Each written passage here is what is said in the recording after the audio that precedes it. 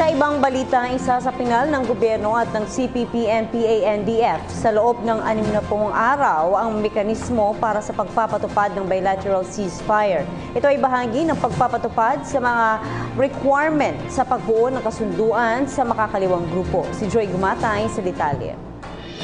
Sa pagbabalik bansa ni Presidential Advisor on Peace Process Jesus Dureza mula sa katatapos lang na usapang pangkapayapaan sa Oslo, Norway, buong tuwa niyang ibinalita ang pagdedeklara ng indefinite ceasefire sa gitna ng ating gobyerno at ng National Democratic Front. Bagaman wala pang malinaw na mekanismo na magbabantay sa pagsasagawa ng tigil putukan, malaki ang paniniwala ni Secretary Dureza na magpapatuloy ang positibong pag-usad tungo sa agarang pagtatapos ng mga peace talks sa kabila ng halos kalahating dekadang pananahimik ng dalawang panig.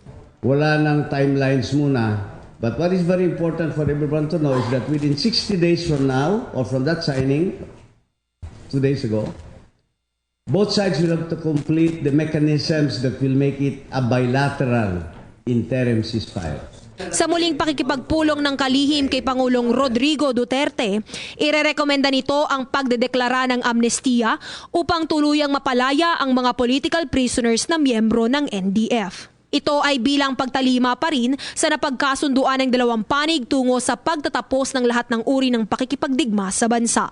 Magpapatuloy ang usapang pangkapayapaan sa Oslo, Norway sa darating na 8 hanggang 12 ng Oktubre ngayong taon.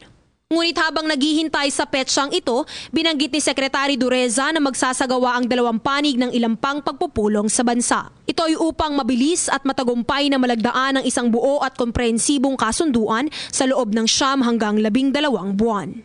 Para sa PTV News, Joy Gumatay.